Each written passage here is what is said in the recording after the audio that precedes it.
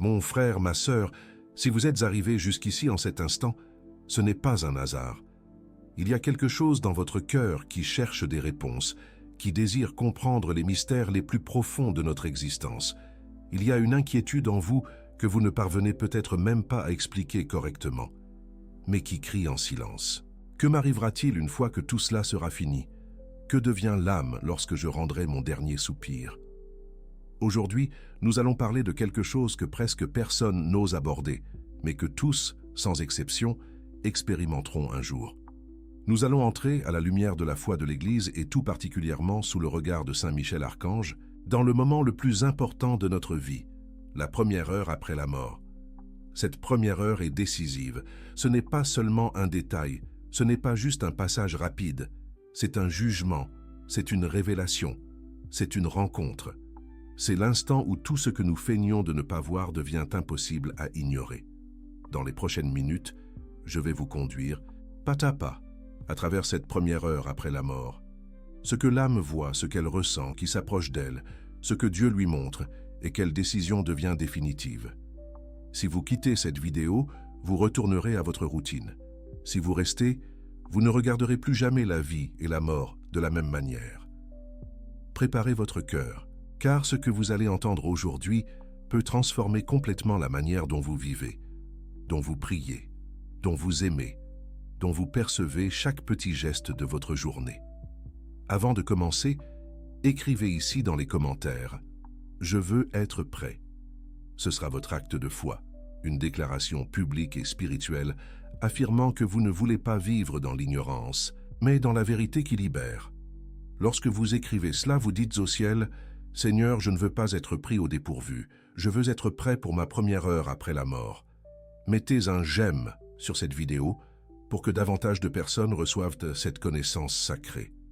Vous n'imaginez pas combien d'âmes vivent comme si elles n'allaient jamais mourir, comme si l'éternité était un conte lointain. En aimant cette vidéo, vous aidez ce message à parvenir là où il doit aller. Et si vous n'êtes pas encore abonné, rejoignez-nous dans ce voyage spirituel. Ici, nous parlons de mystères éternels, de salut, de paradis, de purgatoire, d'enfer, de miséricorde et de justice divine, à la lumière de la mission des anges, et tout particulièrement de Saint Michel Archange. Partagez ceci avec quelqu'un qui a besoin d'entendre ce message aujourd'hui. Il y a peut-être quelqu'un dans votre famille, quelqu'un dans votre cercle d'amis, quelqu'un qui s'est éloigné de Dieu, quelqu'un qui joue avec le péché, quelqu'un qui vit comme s'il n'allait jamais devoir rendre des comptes. Vous pouvez être l'instrument que Dieu utilisera pour sauver une âme.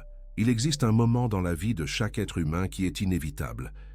Un moment que nous affronterons tous, peu importe qui nous sommes, ce que nous avons conquis, combien nous avons souffert ou vaincu sur cette terre. C'est le moment de la mort. Vous pouvez essayer de ne pas y penser. Vous pouvez essayer de fuir ce sujet.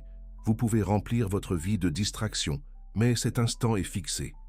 Mais que se passe-t-il réellement à cet instant précis? Que ressent l'âme lorsqu'elle se sépare du corps? Que voit-elle? Que comprend-elle? Comment Dieu s'approche-t-il d'elle? Quel genre de vérité se révèle dans cette première heure? Ces questions accompagnent l'humanité depuis le commencement des temps. Philosophes, penseurs, religieux, mystiques, tous, d'une certaine manière, se sont penchés sur ce mystère. Beaucoup ont des théories, des philosophies, des opinions, mais au fil des siècles, Dieu a permis que sa lumière traverse le voile. Révélation, expérience spirituelle, vision, qui pointe vers l'action concrète des anges, et en particulier du prince de la milice céleste, Saint Michel Archange. Michel est présenté par l'Église comme le grand défenseur du peuple de Dieu. Dans le livre de Daniel, il apparaît comme protecteur. Dans l'Apocalypse, il surgit comme celui qui combat le dragon et expulse Satan et ses anges rebelles. Dans la tradition, il est vu comme celui qui se tient aux côtés de l'âme au moment de la mort, pesant les œuvres, la défendant des accusations des ténèbres et la conduisant au jugement de Dieu.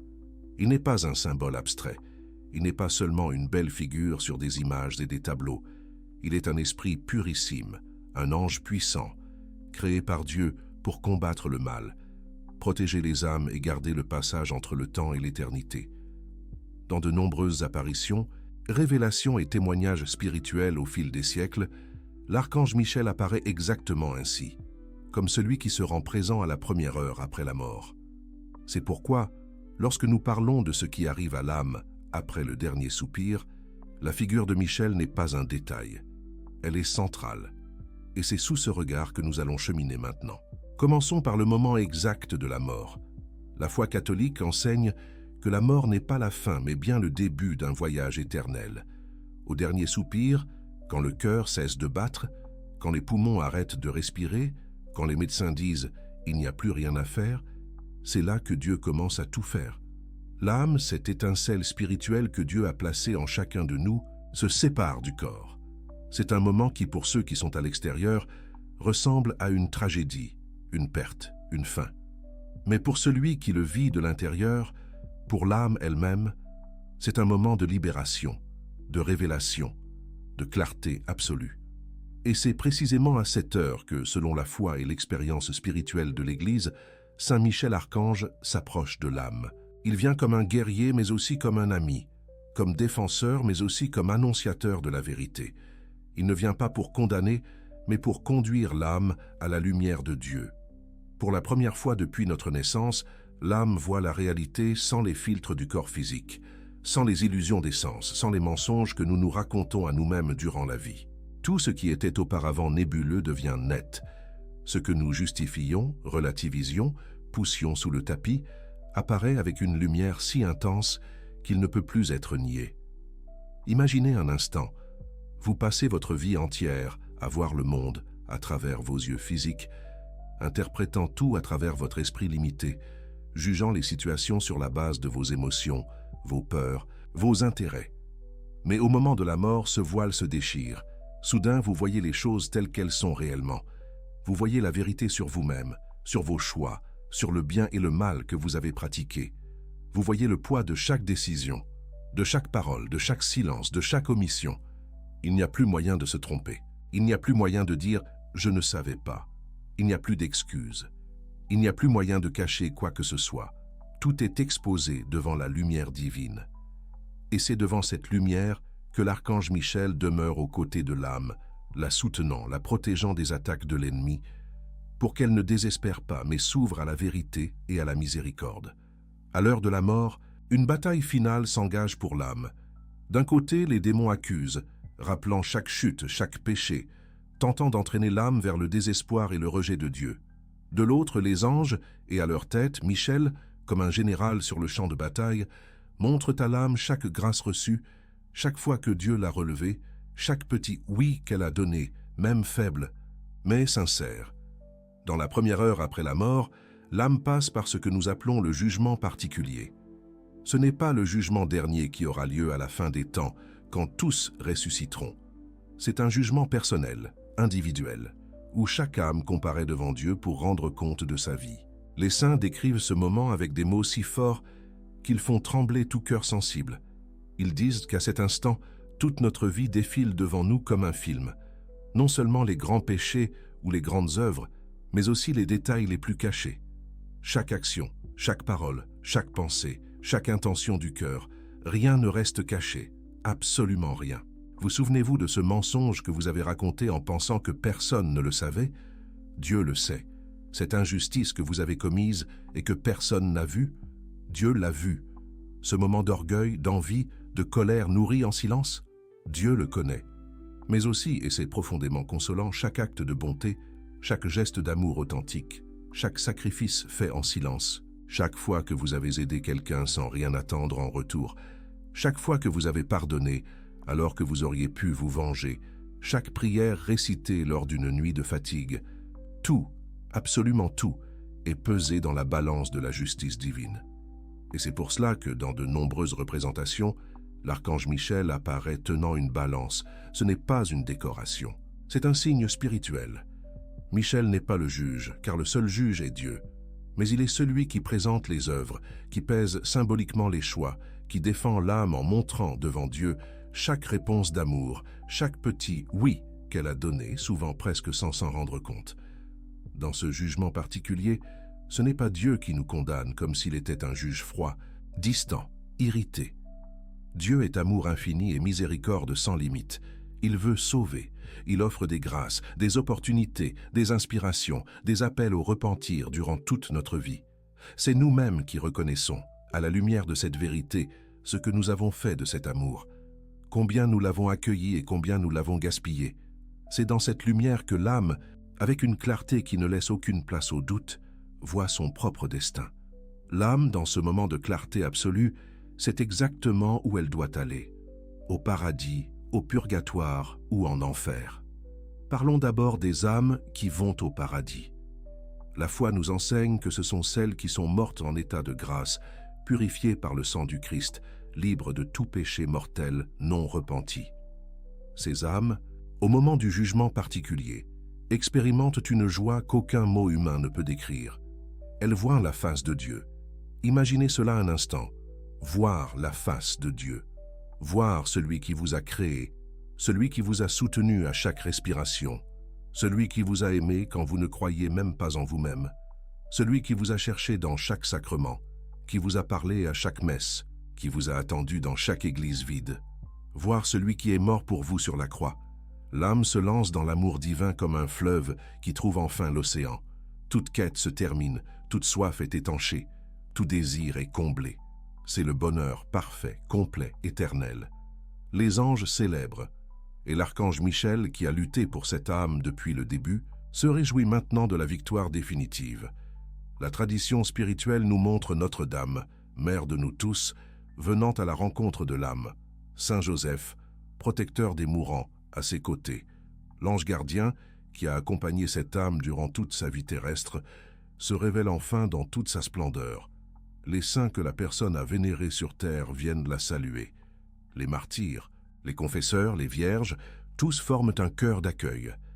Et par-dessus tout, Jésus-Christ, le Sauveur, ouvre ses bras pour recevoir cette âme dans la maison du Père. C'est le destin de ceux qui ont répondu à l'amour de Dieu par l'amour, de ceux qui, malgré les chutes, ont toujours cherché à se relever. C'est ce que Dieu désire pour nous tous. Mais, avec le même amour, le mystère du purgatoire nous est aussi révélé. Et ici, beaucoup se trompent. Le purgatoire n'est pas un châtiment vengeur. C'est une manifestation impressionnante de la miséricorde divine. C'est un état de purification pour ces âmes qui sont mortes en état de grâce, qui sont destinées au ciel, mais qui portent encore les taches du péché véniel, ou qui doivent réparer les conséquences temporelles de péchés déjà pardonnés. Ce sont des âmes sauvées, mais qui ont besoin d'être purifiées avant d'entrer dans la présence sainte de Dieu. Au fil des siècles, Dieu a permis que certains de ses amis les plus intimes, saints, mystiques, âmes profondément unies à lui, soient visités par des âmes du purgatoire, demandant des prières, des messes, des sacrifices, des chapelets. Les récits parlent de présences mystérieuses, de voix qui supplient de l'aide, d'âmes qui s'approchent avec humilité, demandant simplement « Priez pour moi ».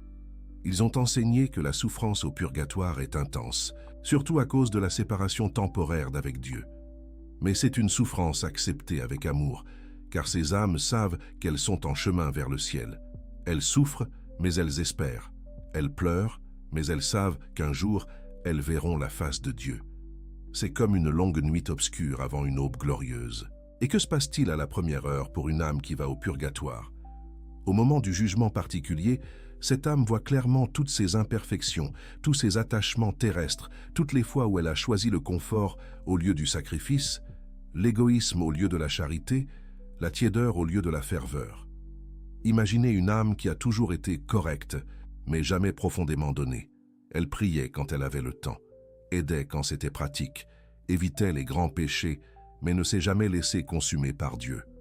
À la première heure après la mort, cette âme réalise, avec douleur et amour en même temps, combien elle aurait pu aimer davantage. Et l'âme elle-même, mue par le désir ardent d'être totalement propre pour rencontrer Dieu, accepte volontairement la purification. Ce n'est pas Dieu qui force l'âme à aller au purgatoire, c'est l'âme elle-même qui reconnaît son besoin de purification. Voici quelque chose que peu savent, mais que la spiritualité de l'Église répète avec insistance, sous le regard attentif de Michel, le gardien des âmes. Les âmes du purgatoire souffrent, oui, mais elles ne peuvent rien faire pour elles-mêmes. Elles dépendent complètement des prières des vivants. Chaque messe offerte pour une âme, chaque chapelet récité, chaque œuvre de charité faite à son intention, chaque sacrifice offert par amour, tout cela soulage sa souffrance et accélère son entrée au ciel. C'est pourquoi tant de saints répétaient « Priez, priez beaucoup pour les âmes du purgatoire. Elles ne peuvent s'aider elles-mêmes, mais vous pouvez les aider. Et quand elles arriveront au ciel, elles ne vous oublieront jamais et intercéderont pour vous devant Dieu. » Si jusqu'ici l'Esprit Saint a déjà touché votre cœur, écrivez dans les commentaires « Miséricorde Seigneur ». Laissez cette parole devenir aussi une prière publique, une clameur pour votre âme et pour les âmes qui attendent encore la pleine vision de Dieu. Mais maintenant, nous devons parler de la réalité la plus terrible, celle que beaucoup préfèrent ignorer ou adoucir, mais que la foi chrétienne nous présente avec clarté, l'enfer. Oui, l'enfer existe. Ce n'est pas une métaphore ou juste une image poétique, c'est une réalité éternelle.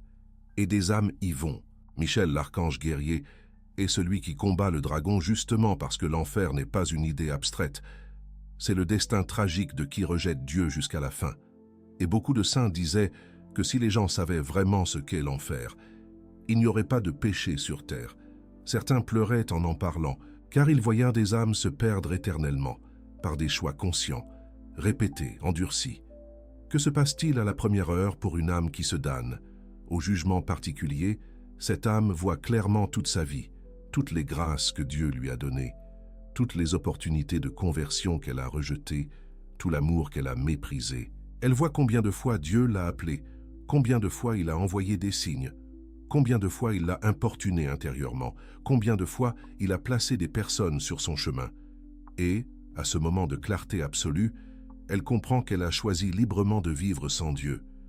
Imaginez une âme qui, durant sa vie entière, s'est moquée de la foi, a ri de la confession, a traité la messe comme une perte de temps, a nourri des péchés graves sans jamais vouloir les abandonner. À la première heure après la mort, cette âme voit enfin, avec une douleur indescriptible, chaque non donné à Dieu, chaque grâce refusée, chaque appel ignoré. Si nous pouvions entendre le cri d'une seule âme qui a compris trop tard combien Dieu l'a aimée, jamais nous ne jouerions avec le péché. Maintenant, cette âme récolte les conséquences éternelles de ce choix. Dieu n'envoie personne en enfer comme on jette quelqu'un dans un abîme. Les gens choisissent l'enfer en rejetant Dieu jusqu'à la fin, en disant non à sa grâce jusqu'au dernier instant. Dans la vie terrestre, nous avons le temps de nous repentir, le temps de changer, le temps de revenir. Mais quand la personne voit Dieu et malgré tout fixe son cœur loin de lui, ce choix devient définitif et l'âme ne s'incline plus vers le repentir. C'est l'une des vérités les plus dures du christianisme, mais c'est la vérité. C'est pourquoi la vie terrestre est si précieuse, si importante, non seulement pour les années que nous vivons ici, mais parce que, ici et maintenant, nous décidons de notre destin éternel. Maintenant, vous vous demandez peut-être, le cœur serré, si je mourais aujourd'hui, à cette heure, serais-je prêt? Cette question n'est pas là pour vous paralyser, mais pour vous réveiller. Sous la lumière de la foi et du ministère de Saint Michel Archange, nous recevons des orientations très claires sur la manière de nous préparer à cette première heure après la mort.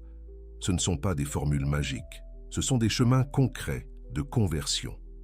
Premièrement, vivez en état de grâce. Cela signifie ne pas demeurer dans le péché mortel. Si vous êtes tombé, relevez-vous.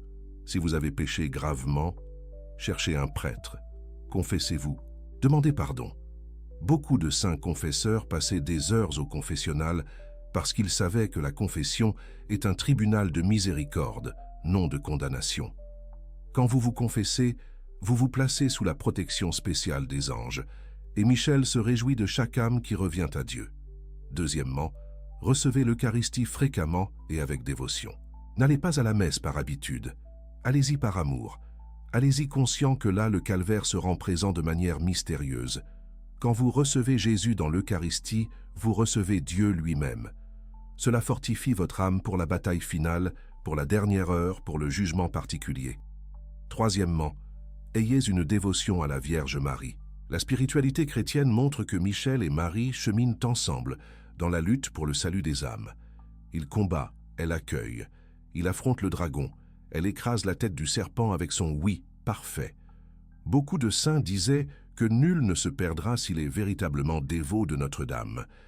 Elle est mère de miséricorde, notre avocate, auxiliatrice des chrétiens, refuge des pécheurs. Quatrièmement, pratiquez la charité concrète. Il ne sert à rien de prier beaucoup si le cœur reste fermé. Nous serons jugés sur l'amour. Jésus a dit « J'avais faim, et vous m'avez donné à manger. J'avais soif, et vous m'avez donné à boire. » Au jour du jugement, il ne suffira pas de dire « Seigneur, Seigneur ». Il demandera « Qu'as-tu fait de l'amour que je t'ai donné ?» Michel pèse aussi ses œuvres, ses gestes cachés, cette charité silencieuse, et présente tout devant Dieu. Cinquièmement, acceptez la souffrance avec amour. Nous aurons tous des douleurs, des croix, des pertes, des humiliations. Ne gaspillez pas cette souffrance en plaintes vides. Unissez-la à la croix du Christ et elle se transforme en salut pour beaucoup d'âmes, y compris la vôtre. La bataille spirituelle se joue aussi dans la façon dont vous répondez à la douleur. Michel lutte à vos côtés quand vous offrez vos souffrances par amour, quand vous ne vous livrez pas à la haine ou au désespoir. La foi nous révèle aussi quelque chose de merveilleux sur la première heure après la mort, le rôle de l'ange gardien. Chacun de nous a un ange gardien que Dieu nous a donné dès la naissance. Il nous accompagne, nous inspire, nous protège. Au moment de la mort, cet ange est à nos côtés. Si nous avons vécu une vie de foi, l'ange nous accompagne, avec une joie silencieuse, jusqu'au trône de Dieu. Si nous avons vécu une vie de péché, l'ange témoigne de la vérité, mais continue d'intercéder jusqu'au dernier instant, demandant à Dieu une étincelle de repentir. Les saints avaient une relation vivante avec leurs anges gardiens. Ils les appelaient, demandèrent de l'aide, envoyaient l'ange porter des messages spirituels. Et il nous conseille de faire de même, cultiver une relation d'amitié avec notre ange gardien, demander sa protection, sa lumière, sa compagnie, et savoir qu'au-dessus de lui, comme commandant, se trouve l'archange Michel, guidant tous les anges dans la mission de défendre les âmes. Il existe encore un autre aspect de la première heure après la mort que la spiritualité chrétienne mentionne avec force, la présence des démons. Oui, au moment de la mort, les démons tentent une dernière fois. Ils présentent toutes les accusations, tous les péchés, toutes les raisons pour lesquelles cette âme devrait être condamnée. C'est un moment de grande bataille spirituelle. Mais si l'âme est protégée par la grâce de Dieu, si, durant la vie, elle s'est réfugiée dans la miséricorde divine, si elle a invoqué souvent le nom de Jésus, de Marie et demandé la protection de Michel, les démons n'ont aucun pouvoir réel sur elle. Ils peuvent accuser, ils peuvent crier, ils peuvent tenter d'effrayer, mais ils ne peuvent entraîner une âme qui est fermement accrochée à la croix du Christ. C'est pourquoi tant de saints et de fidèles, au long de l'histoire, ont prié quotidiennement Saint Michel Archange. Une prière simple mais puissante est devenue connue dans le monde entier. Saint Michel Archange, défendez-nous dans le combat. Soyez notre secours contre la malice et les embûches du démon. Que Dieu lui fasse sentir son empire, nous vous en supplions. Et vous, princes de la milice céleste, repoussez en enfer par la force divine Satan et les autres esprits mauvais qui rôdent dans le monde en vue de perdre les âmes. Amen. C'est une prière qui prépare l'âme pour la première heure après la mort, car elle habitue le cœur à recourir au bon défenseur, au bon guerrier, au bon protecteur. La foi nous rappelle aussi l'importance des derniers sacrements. À l'heure de la mort, si c'est possible, la personne doit recevoir la confession, l'onction des malades et, si elle est consciente, la communion, le viatique. Ces sacrements fortifient l'âme, effacent les péchés, infusent courage et confiance. Et de nombreux auteurs spirituels disent que Michel accompagne de manière spéciale ceux qui meurent soutenus par ces sacrements, comme un capitaine qui escorte personnellement un soldat blessé jusqu'au roi. Maintenant, mon frère, ma sœur, réfléchissez un peu. Si en ce moment quelque chose arrivait et que vous saviez que vous n'avez que quelques heures à vivre, que changeriez-vous dans votre manière de vivre cette journée? Quels appels passeriez-vous? Quel pardon demanderiez-vous? Quelle réconciliation chercheriez-vous? Comment regarderiez-vous Dieu? Pourquoi attendre que cette conscience ne vienne que sur le lit de mort? Pourquoi ne pas vivre déjà maintenant, comme quelqu'un qui sait que la première heure après la mort sera la rencontre la plus importante de toute son histoire? La première heure après la mort n'est que le début de l'éternité, mais c'est un début qui détermine tout. Si vous allez au ciel, vous aurez une éternité de joie parfaite. Si vous allez au purgatoire, vous aurez un temps de purification. mais ensuite, le ciel. Si vous allez en enfer, vous aurez une éternité de souffrance sans fin. 3 destins possibles. Et d'une certaine manière, vous commencez à choisir aujourd'hui. Les enseignements de l'Église, l'action des sacrements, le témoignage des saints et le ministère de Saint Michel Archange forment un héritage précieux sur ces réalités. Ils ne parlent pas pour effrayer, mais pour aimer. Les saints aimaient les âmes avec l'amour du Christ, et justement pour cela ils ne cachaient pas la vérité. Ils passaient des nuits en prière, offraient des douleurs terribles, acceptaient des humiliations injustes, tout cela pour la conversion des pécheurs. Ils ne sont pas seulement des figures d'images pieuses, des visages sereins. Ce sont des guerriers de la miséricorde, des intercesseurs très puissants au ciel, des alliés spirituels de l'archange Michel dans la lutte pour le salut des âmes. Et savez-vous ce qui est merveilleux? Michel continue de lutter pour nous. Quand vous priez en demandant sa protection, quand vous dites « Saint Michel Archange, défendez-moi dans le combat », il entend. Il présente vos larmes, vos peurs, vos fautes, vos espérances devant Dieu. Combien de libérations, combien de délivrances, combien de conversions ont déjà eu lieu par l'intercession de Michel et par la présence silencieuse des anges dans notre vie. Maintenant, je vous demande avec le même sérieux qu'un saint vous le demanderait, qu'allez-vous faire de tout ce que vous avez entendu ici aujourd'hui? Allez-vous ignorer et continuer à vivre comme si vous n'alliez jamais mourir? Allez-vous continuer à remettre à plus tard la confession, la conversion, le pardon, la réconciliation avec Dieu? Ou allez-vous laisser ce message être un tournant décisif dans votre vie? Le temps, c'est maintenant. Dieu vous donne cette opportunité maintenant. Vous n'écoutez pas ceci par hasard, mais par providence. Commencez aujourd'hui à vous préparer pour cette première heure après la mort. Si vous êtes éloigné des sacrements, revenez. Si vous avez peur de la confession, demandez du courage et allez-y quand même. Si vous portez de la haine ou de la rancœur envers quelqu'un, demandez la grâce de pardonner. Si votre foi est froide, demandez au Saint-Esprit de rallumer le feu. Et, par-dessus tout, ayez confiance en la miséricorde de Dieu. Il ne veut pas que vous vous perdiez. Il a tout fait pour vous sauver. Il s'est incarné, a prêché, a souffert, a versé son sang, a institué l'Église, les sacrements, a suscité des saints, a envoyé des anges puissants comme l'archange Michel, tout pour vous atteindre. Mais il respecte votre liberté.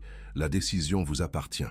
Beaucoup de saints sont morts avec des mots simples sur les lèvres, répétant le nom de Jésus et de Marie. Et la tradition nous invite aussi à invoquer Michel à cette heure, demandant qu'il soit à nos côtés au moment décisif. Quelle belle dernière parole ce serait! Jésus, Marie, Saint Michel. Que ces noms soient aussi sur vos lèvres quand viendra votre heure. Jésus, Marie, Michel. Avec ces noms, aucune âme ne se perd, pourvu qu'elle les invoque avec foi, avec repentir, avec confiance. Maintenant, en ce moment, si vous le pouvez, fermez les yeux un instant et priez avec moi. Pas seulement avec les lèvres, mais avec le cœur tout entier. Seigneur Jésus-Christ, je me place devant toi en ce moment avec humilité et confiance.